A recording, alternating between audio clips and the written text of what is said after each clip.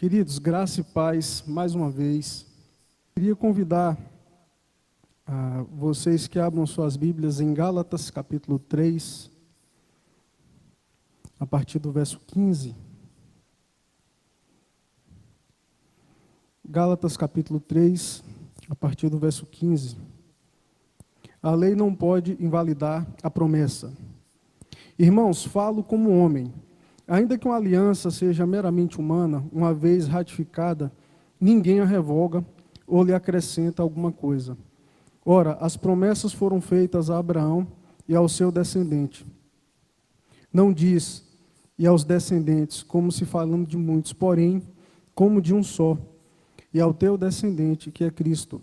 E digo isto, uma aliança já anteriormente confirmada por Deus, a lei que veio 430 anos depois, não a pode abrogar, de forma que venha a desfazer a promessa. Porque se a herança provém de lei, já não procede de promessa, mas foi pela promessa que Deus a concedeu gratuitamente a Abraão, qual, pois, a razão de ser da lei, foi adicionada por causa das transgressões, até que viesse o descendente a quem fez a promessa, e foi promulgada por meio de anjos pela mão de um mediador. Ora, o mediador não é um, mas Deus é um. É porventura a lei contrária às promessas de Deus? De modo nenhum, porque se fosse promulgada uma lei que pudesse dar vida, a justiça, na verdade, seria procedente da lei. Mas a Escritura encerrou tudo sobre o pecado, para que, mediante a fé em Jesus Cristo, fosse a promessa concedida aos que creem. Amém? Irmãos, nós temos falado, as últimas duas vezes que eu falei aqui, eu tenho trabalhado o tema, a relação entre a graça e a lei. A gente costuma colocar a graça e a lei como opositoras uma da outra. A gente associa a lei ao Velho Testamento e a graça ao Novo.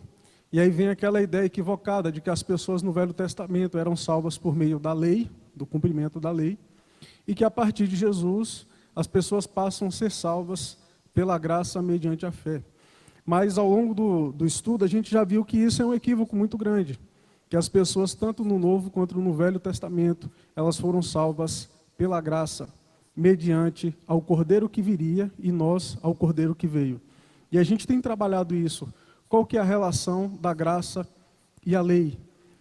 Tem um pastor presbiteriano chamado Mauro Meister, ele escreveu um livro chamado Lei e Graça. E ele disse que depois de um tempo estudando mais ainda, algum teólogo americano comentou com ele e falou assim, o único problema do seu livro é o título. Porque quando você fala lei e graça, fica parecendo que são duas coisas opostas. E o melhor título para o seu livro deveria ser Lei é Graça.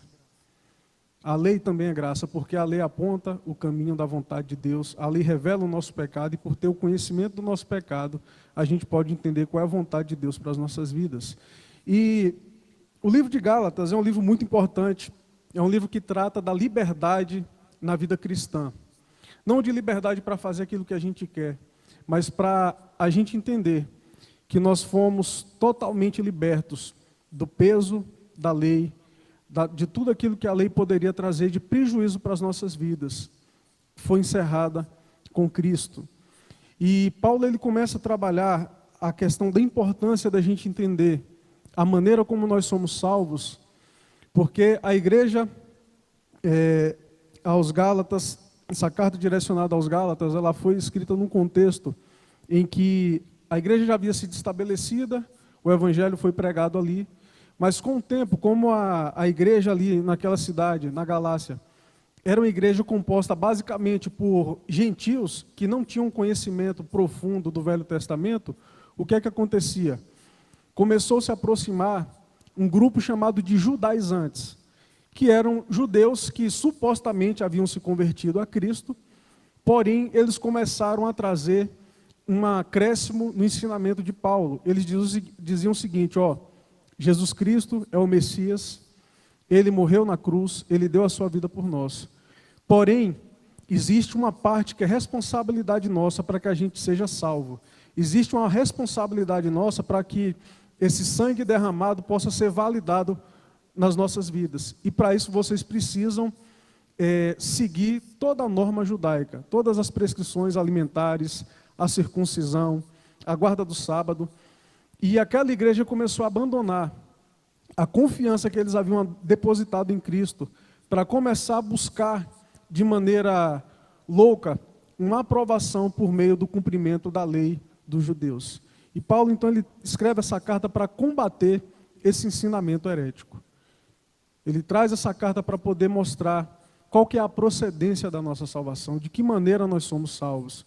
E no capítulo 3, esse especificamente, que a gente acabou de ler, Paulo traz aqui algo muito interessante, que é a seguinte tese, que ele diz: a lei não pode invalidar a promessa. Paulo ele vai trabalhar aqui essa tese de que a lei ela não tem poder para invalidar a promessa. Que promessa seria essa? A que promessa Paulo está se referindo? A promessa que Deus fez a Abraão, que daria uma descendência a Abraão, que seriam seus filhos espirituais, que teriam o mesmo destino de Abraão, porque creriam em Deus por meio da fé. E ele começa a trabalhar essa ideia de que vocês são salvos, porque uma promessa foi feita, de que Abraão teria uma descendência, e que essa descendência seria salva da mesma maneira como Abraão foi salvo. Abraão foi salvo pela fé. A Bíblia diz isso, que Abraão creu em Deus, e isso foi imputado como justiça. A sua fé foi imputado como justiça. E como eu já falei, nós somos totalmente dependentes de Deus na nossa salvação. Porque Efésios 2 diz que a fé é o dom de Deus. É um dom que Deus dá. A fé não é algo que é produzido na minha própria capacidade de crer em Deus, na minha própria capacidade de enxergar o meu pecado e tomar uma decisão positiva a respeito de Deus. Mas a fé vem do próprio Deus. Eu gosto desse exemplo, volta e meia eu cito, a fé é igual o presente no Dia dos Pais, de um filho que não tem dinheiro, não tem condição alguma para poder presentear o pai, e é obrigado o pai meter a mão no bolso, dar o dinheiro para o menino comprar o presente e chegar e falar: pai, está aqui o presente. A fé é isso. É algo que Deus nos dá, que Deus nos coloca como presente e nos capacita a crer nele, e a gente devolve essa fé crendo na obra de Jesus.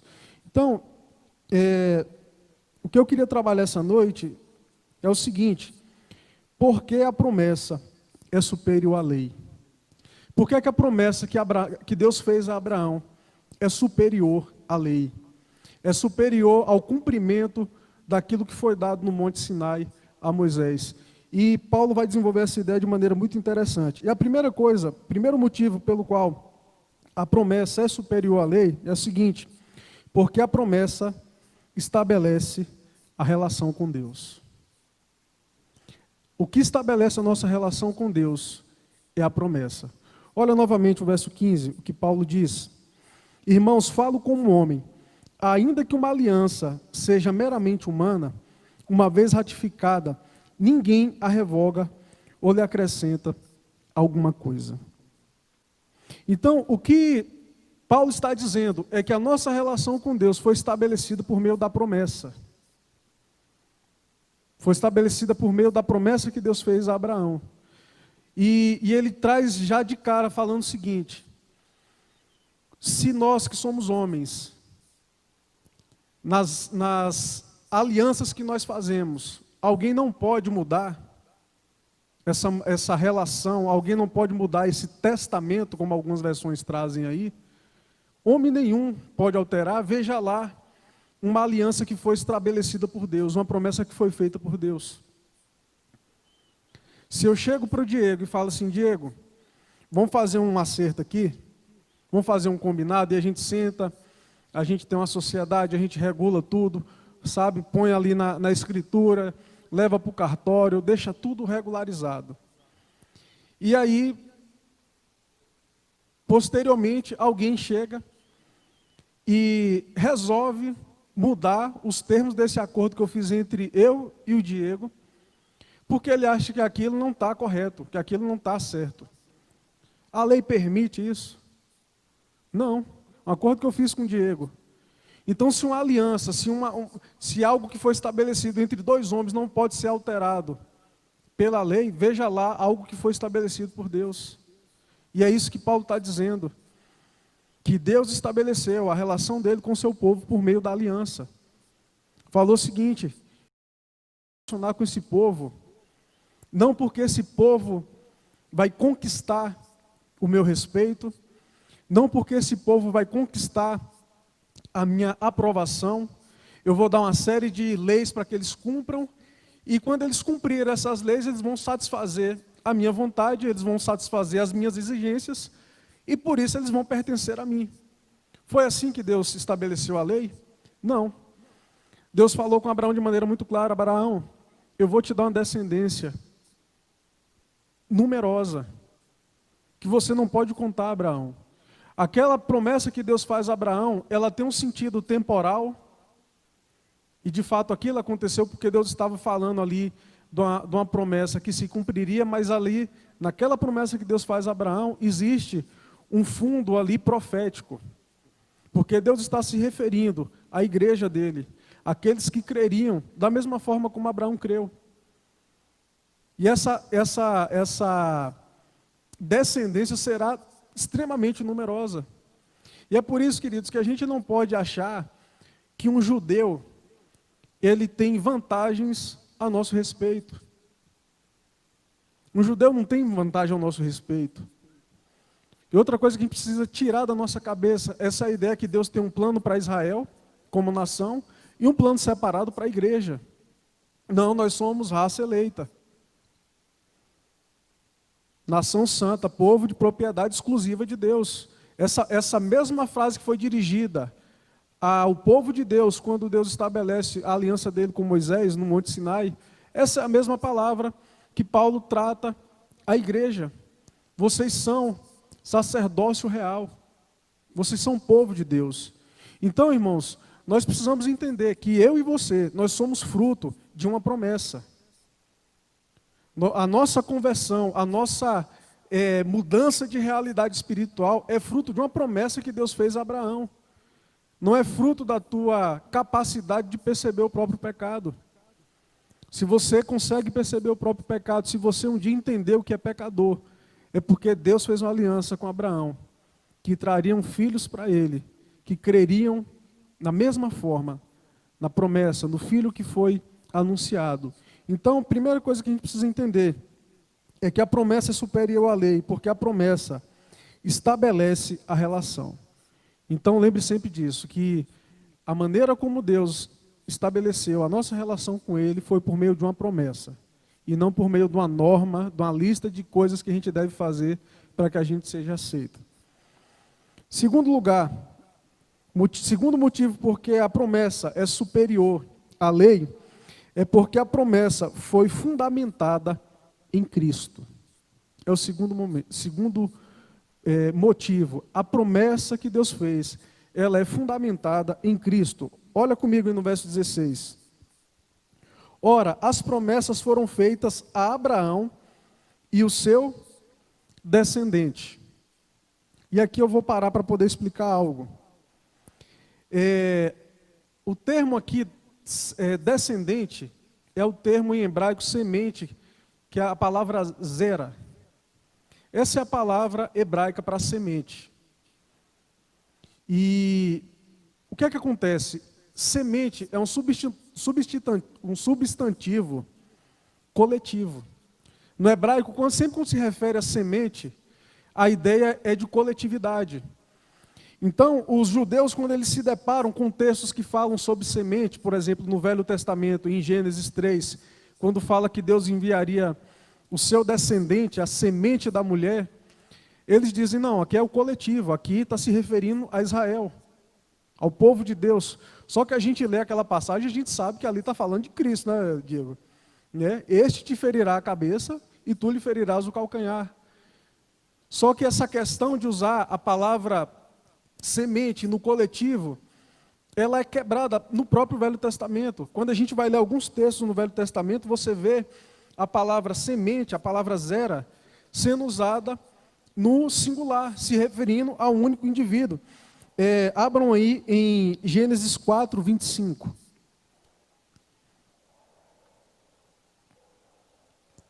Gênesis capítulo 4, verso 25.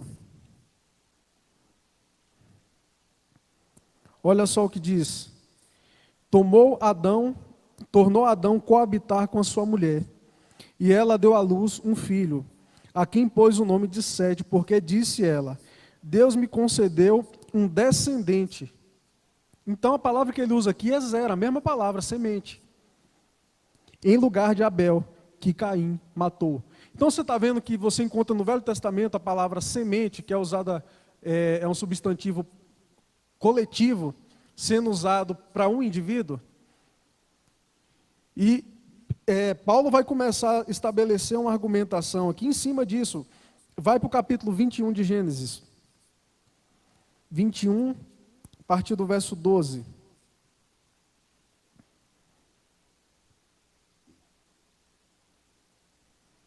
Aqui se referindo a Ismael. Gênesis 21, 12 e 13. Disse, porém, Deus a Abraão: não te pareça isso mal por causa do moço, por causa da tua serva. Atende a Sara, que tinha pedido para despedir a Agar e seu filho, em tudo o que ela disser, porque Isaque será chamado a tua descendência. Então ele usa semente aqui para se referir a Isaque. Não está falando no coletivo. Mas também o filho da serva, farei uma grande nação, por ser ele o teu descendente. Então, usando a mesma palavra, zera, a palavra hebraica. Eu já vi algumas discussões há um tempo atrás eu estava vendo um debate entre um rabino judeu e um pastor protestante sobre isso.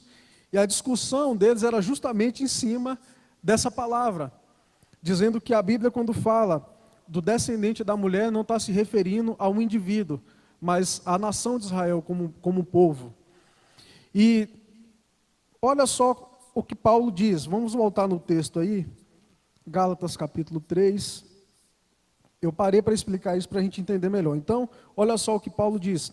Ora, as promessas foram feitas a Abraão e ao seu descendente. Não diz, e aos seus descendentes, como se falasse de muitos, porém, como de um só, e o teu descendente, que é Cristo. O que é que Paulo está querendo dizer aqui? O que é que Paulo está querendo dizer com essa frase, talvez enigmática, quando a gente lê seu contexto? É que a promessa que Deus fez, ela é fundamentada em Cristo. Como assim fundamentada em Cristo? Paulo está dizendo o seguinte: Deus fez uma promessa a Abraão, que Abraão teria uma grande descendência. Mas essa descendência, diferente de uma descendência biológica, ela vai ser uma descendência espiritual. Porque assim como Isaque foi fruto da graça de Deus, foi fruto da intervenção de Deus na vida de Sara, assim é a nossa salvação, queridos. A nossa salvação é fruto da intervenção e da graça de Deus.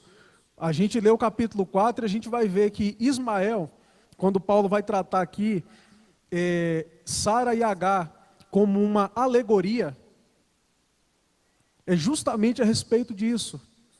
É que Abraão, no momento em que ele tentou dar um jeito na promessa por conta própria, qual foi o resultado? Nasceu quem? Ismael. Ismael, que é o pai hoje do povo que tem transtornado o mundo. Esse foi o resultado. Você está vendo a tragédia quando o homem tenta promover o próprio milagre, a própria salvação? Deus falou: Abraão, vou te dar uma descendência. Abraão duvidou em algum momento, aceitou a sugestão da sua esposa, se deitou com Agar e teve um filho. E depois Deus vem e fala: Abraão, você fez besteira. Você não confiou em mim. O teu descendente não vai ser Ismael. O teu descendente será o fruto da minha intervenção, o fruto da minha graça. E aí vem quem? Isaac, o filho da promessa, que é fruto de uma promessa que Deus fez a Abraão. Então, a gente precisa entender que quando Deus fala com Abraão, que ele terá uma grande descendência, uma descendência espiritual, ele está dizendo: Abraão, assim como você está crendo na minha promessa, você terá filhos que crerão no cumprimento dessa promessa. Quando nós ouvimos o Evangelho, quando nós cremos no Evangelho, a gente crê que nós fomos alcançados pela graça. Nós cremos que Deus foi interventor na nossa vida, assim como foi na vida de Abraão. Assim como Abraão foi salvo porque creu em Deus, nós somos salvos porque nós cremos na obra de Cristo. E é isso que ele está dizendo, que Deus fez a promessa a Abraão e ao seu descendente. Então você está entendendo que nós somos salvos primeiro porque Deus fez uma promessa de que nós seríamos salvos, e não só isso, a nossa salvação não vem da nossa atuação, a nossa salvação não vem da nossa performance, a nossa salvação vem da obra de Cristo, ela foi fundamentada em Cristo. A lei não foi fundamentada em Cristo, mas a promessa sim. Nós somos salvos porque nós cremos em Cristo, não porque nós cumprimos a lei. Talvez isso seja estranho, e isso vai ficar mais claro, Paulo vai explicar melhor isso na frente, mas nós precisamos entender que a promessa que Deus fez a Abraão, ela é superior à lei de Moisés, porque ela estabelece a relação, e essa promessa foi fundamentada na obra daquilo que Cristo faria por nós. Amém? Glória a Deus por isso, porque você não precisa ficar aí louco da vida para tentar agradar a Deus para ser salvo, mas para mostrar a gratidão que você tem por ter sido salvo. A obra de Cristo foi o que selou essa promessa. É o cumprimento dessa promessa, é o advento de Cristo. É o seu Filho encarnado, pagando o preço pelo nosso pecado. Terceiro lugar, a promessa é superior à lei, porque a promessa antecede a lei. Olha o verso 17. E digo isto, uma aliança já anteriormente confirmada por Deus, a lei que veio 430 anos depois, não a pode abrogar, de forma que venha a desfazer a promessa. Porque se a herança provém da lei, já não decorre de promessa, mas foi pela promessa que Deus a concedeu gratuitamente a Abraão. Então, gente, a promessa é superior porque a promessa veio primeiro. Deus estabelece como que seria a sua relação com o povo, ela vem primeiro e Paulo começa a dizer como que essa lei pode ser alterada 430 anos depois. Só que aí já pressupondo a argumentação falaciosa dos judaizantes, que ao ouvir aquilo, eles falavam isso. Então já que vocês são salvos pela promessa, já que vocês são salvos pela graça, então pode descumprir a lei. Pode fazer o que vocês quiserem, viva da maneira como vocês quiserem, porque Paulo está jogando a lei no lixo. Essa era a argumentação dos judaizantes. Paulo está dizendo que vocês não devem ter responsabilidade espiritual. Paulo está dizendo que vocês não devem olhar para a lei como uma norma estabelecida para seguir a vida de vocês em santidade. Então, já que vocês são salvos pela graça, viva da maneira como vocês quiserem. Era isso que os judaizantes falavam. Então, ao invés de combater a uma vida irresponsável, eles combatiam a graça. E a gente vê muito isso nos nossos dias. Muito isso nos nossos dias. Por que é que muita gente tem dificuldade em entender a doutrina reformada? O ponto de que nós fomos escolhidos por Deus e que nós não perdemos a salvação. As pessoas falam o seguinte: não, aí ficou fácil.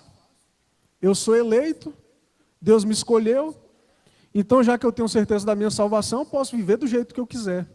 Não é essa a argumentação?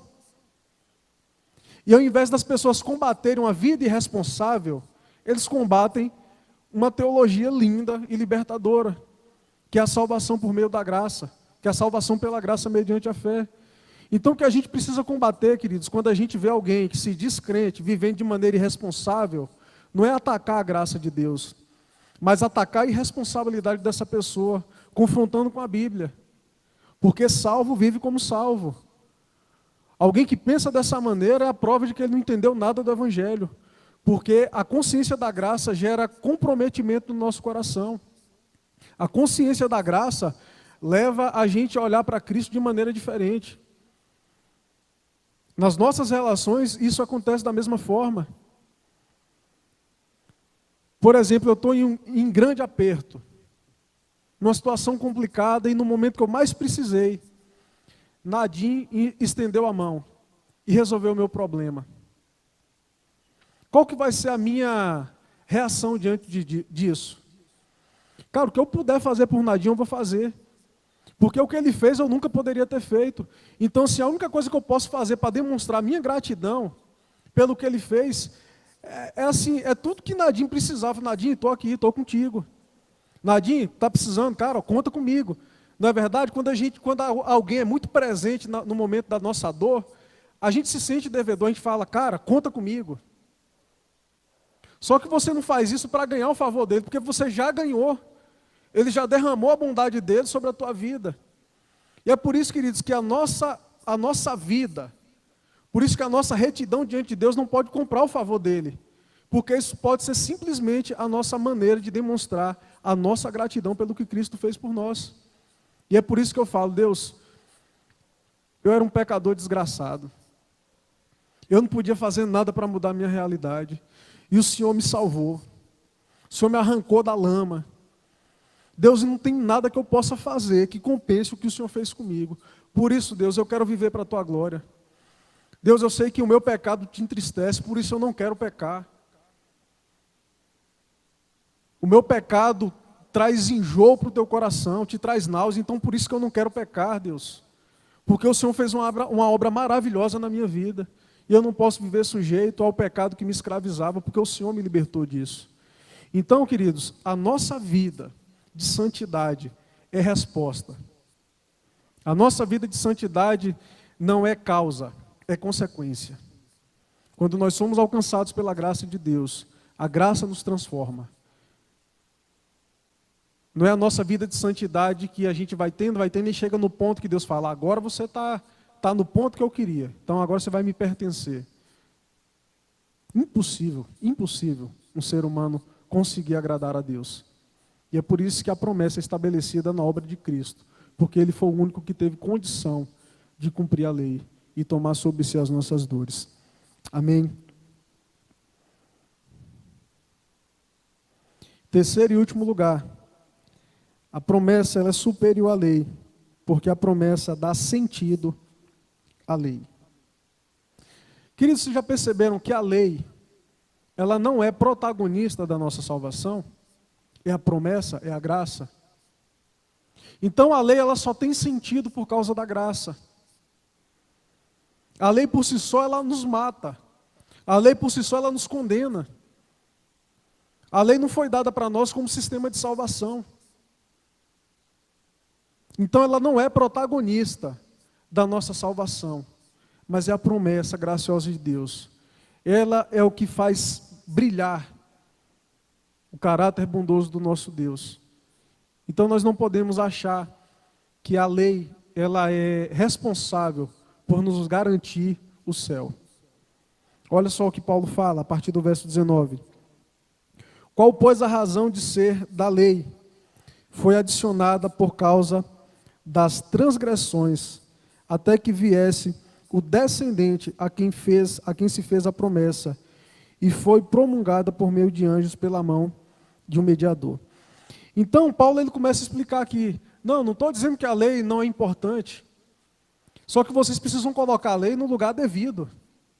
Vocês não podem colocar a lei num protagonismo onde ela não tem na nossa história. E ele responde, sabe para que Deus deu a lei? Para que todo homem se visse culpado diante de Deus. Olha novamente o verso 19. Qual, pois, a razão de ser da lei? Foi adicionada por causa das transgressões, até que viesse o descendente a quem se fez a promessa. Então, o que Paulo está dizendo é o seguinte: a lei foi dada por causa da transgressão. A gente só sabe o que é certo e errado porque Deus imprimiu a sua lei no nosso coração. A lei ela foi dada para mostrar para nós que nós somos incapazes de cumprir a lei. Porém, a lei não só nos humilha, mas a lei nos dá um norte. Paulo, mais na frente, ele disse que a lei foi como um aio, foi como um tutor. Então, a lei não tinha a função de salvar, mas a lei tinha a função de direcionar o homem. E ela passa a ter a mesma coisa, a mesma função hoje, queridos. A lei não tem a função de te salvar. A lei tem a função de te mostrar a vontade de Deus, do que é certo, do que é errado. Então, quando Cristo vem, a lei se encerra nele. Quando Paulo fala que o fim da lei é Cristo, ele fala do fim da lei, tanto como finalidade, como causa, né? Como motivação última da lei. Toda a lei se encerra em Cristo, porque Cristo ele vem, ele cumpre todas as leis que a gente conversou aqui nos outros encontros. Jesus cumpre a lei civil, a lei cerimonial, a lei moral. Ele foi um judeu íntegro, perfeito em tudo. E ele cumpriu a lei. Ele fez a vontade de Deus por meio da lei. Ele foi o único que poderia ser salvo pela lei. Mas mesmo tendo cumprido a lei, ele toma sobre si todo o nosso pecado e morre na cruz, pagando um preço que eu e você deveria pagar. É isso que ele faz. Então, queridos, a promessa, ela dá sentido à lei. E Paulo deixa isso de forma muito clara: a lei foi dada. Porque, queridos, a lei consegue mudar o coração do homem? Não. A lei não muda o coração do homem. A lei ela consegue até frear muitos dos nossos comportamentos pecaminosos. As pessoas dizem que o maior problema do Brasil é a impunidade. Porque existe uma lei que não é cumprida. Mas mesmo assim, mesmo num país que a gente sabe que a lei não é cumprida e não é aplicada muitas vezes, a gente tem medo da lei. Quando o Brasil estava sem radar, né, todo mundo passava aí a 100, 120 por hora, mas agora já tem radar na Brasil e todo mundo fica com medo, não é verdade? Porque a lei faz o quê? Freia os nossos impulsos pecaminosos. Freia a nossa transgressão. De falar, ó, se você passar acima do limite, vai chegar uma multa em casa. Então, por mais que por dentro a gente tivesse vontade de passar no sinal vermelho, a gente se submete à lei, não porque a gente ama a lei, não porque a gente aprecia a lei, mas porque a gente não quer tomar uma multa. Então, a lei ela teve essa função de mostrar o pecado, direcionar como o homem deveria viver. Mas não tinha função de nos salvar. E aí, Paulo continua dizendo, verso 20: ora, o mediador não é um, mas Deus é um. É porventura a lei contrária às promessas de Deus? Então, Paulo está dizendo, quer dizer que a lei veio para contrariar o fato de Deus ter prometido? Porque se Deus prometeu que nos salvaria pela graça mediante a fé, que nós seremos descendência de Abraão, para que é que Deus mandou a lei? A lei então vem para contrariar isso? Não, de modo nenhum. Porque se fosse promulgada uma lei que pudesse dar vida, a justiça na verdade seria procedente da lei. Então Paulo está dizendo o seguinte, gente, falando para os judaizantes, já que o homem pode ser salvo pela lei, para que é que Deus fez promessa? Já que o homem pode ser salvo por conta própria, para que é que Jesus morreu na cruz? Se o homem mesmo pode resolver o seu problema. Essa é a argumentação de Paulo. Então, Paulo está dizendo, a maneira como vocês enxergam a salvação não faz sentido. Não faz sentido. Vocês estão colocando a promessa como se a promessa fosse contrária à lei, como se a promessa anulasse a lei. Mas vocês estão enganados. A promessa, ela desperta essa esperança no nosso coração. É engraçado, queridos, como a lei nos conduz ao Evangelho e o Evangelho nos redireciona à lei. Não é interessante isso, Diego? Porque a lei nos conduz ao Evangelho. Sabe aquele desespero que bate quando você vê que sua vida anda fora do prumo o tempo todo? Quando você fala assim, Deus, graças ao Senhor, porque eu sou salvo pela graça, porque se fosse pela lei, eu estava perdido. Se fosse pela lei, eu estava perdido. Então, queridos, a lei, ela mostra a nossa incapacidade, a nossa impotência de conseguir ser justos. Adão, ele se viu culpado diante de Deus por causa de um pecado que ele cometeu. Agora, como é que a gente, com a vida toda de pecado, a gente acha que vai conseguir chegar diante de Deus e Deus vai falar assim, não, você jogou duro, viu? Você fez bonito lá embaixo. Sendo que Adão foi reprovado por causa de um único pecado. Como é que nós, com a nossa história de pecado, gente, soma aí. Se você comete um pecado por dia, que é muito mais que isso, se eu cometo mais de um pecado por dia. E é aquela conta que a gente já viu muitos pastores falando, né? No final do ano a gente está com quantos pecados? 360. Agora você junta aí, se você viver 60 anos, com quantos pecados você vai chegar diante de Deus? Minha pergunta é, qual ser humano seria inocentado diante de um juiz com milhares de pecados no seu histórico? Nenhum, gente. E é por isso que só Cristo pode nos salvar, porque só Cristo pode chegar diante de Deus e falar, eu cumpri a lei. Eu não transgredi um mandamento teu. E está vendo essa galerinha de branco aqui? Põe na minha conta. Porque o que eu fiz por eles. Então, queridos, Jesus, ele não só morreu por nós, Jesus, ele viveu por nós. A gente não pode esquecer disso. A gente fala, Jesus morreu pelos meus pecados, mas Jesus, para morrer pelos meus pecados, Jesus precisou viver de maneira íntegra. Ele precisou cumprir a lei. Então, assim como a lei nos conduz à graça, nos mostra que é necessário a misericórdia de Deus para que a gente seja salvo, é interessante como a graça nos redireciona para a lei. Porque quando nós somos salvos, quando nós entendemos a obra de Cristo, o que a gente mais quer é fazer a vontade de Deus. E onde é que está a vontade de Deus? Expressa na sua lei. A lei nos direciona para o Evangelho, mas o Evangelho nos redireciona para a lei. Não para ser salvo pela lei, porque a gente já entendeu que não tem possibilidade alguma, mas porque a gente quer demonstrar o nosso amor para com Deus. Verso 22. Mas a Escritura encerrou tudo sobre o pecado, para que mediante a fé em Jesus Cristo fosse a promessa concedida aos que creem. Então, queridos, parece meio redundante às vezes falar sobre isso numa igreja reformada. Falar sobre salvação pela graça, falar sobre salvação como resultado de uma promessa e de um pacto eterno. Mas quando a gente começa a conversar com algumas pessoas na igreja, a gente percebe que parece que isso não foi assimilado. A pessoa às vezes conhece até a teoria, conhece a teologia da coisa, mas a vida prática é de tentar ser aprovado por Deus por mérito próprio. Isso é um problema. Nós precisamos relembrar essa doutrina diariamente, para que haja, alívio no nosso coração, para que haja liberdade nossa na presença de Deus. Muitas pessoas, por causa do pecado, se afastam de Deus.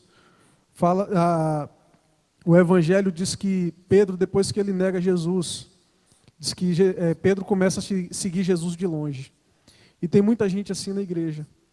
Pessoas que, por conta do pecado, continuam vindo à igreja, continuam no sistema religioso, mas na sua intimidade não têm coragem de se aproximar de Deus, porque não entenderam que os seus pecados foram perdoados, que sua iniquidade foi lavada, que onde abundou o pecado, superabundou a graça. E nós não podemos passar 2 meses sem ler a Bíblia, sem orar, se sentindo culpado, se nós entendemos de fato que a nossa salvação é pela graça. A coisa que você mais precisa fazer depois do pecado É se curvar diante de Deus e falar: Deus, perdão, porque eu pequei contra ti. Perdão porque o Senhor me salvou. E eu não posso viver sujeito à vontade da minha carne. O Senhor me libertou disso. Por isso, Deus, me perdoa, me ajuda a me reerguer, me ajuda a lutar e vencer o pecado, porque foi para a liberdade que o Senhor me libertou. Então, queridos, nós precisamos descansar na obra de Deus. A promessa, ela é superior à lei. A lei vem para nos dar um norte, a lei vem para poder nos ajudar a entender a vontade de Deus, mas a lei não nos salva. Porém, aqueles que querem, Paulo fala isso no capítulo 4, aqueles que querem viver debaixo da lei estão enrolados. Estão enrolados. Porque o crivo de Deus é muito alto. O padrão de santidade de Deus não tem homem que consiga atingir. E é por isso que a gente precisa entender que a função da lei é nos mostrar que nós precisamos de Cristo. Amém?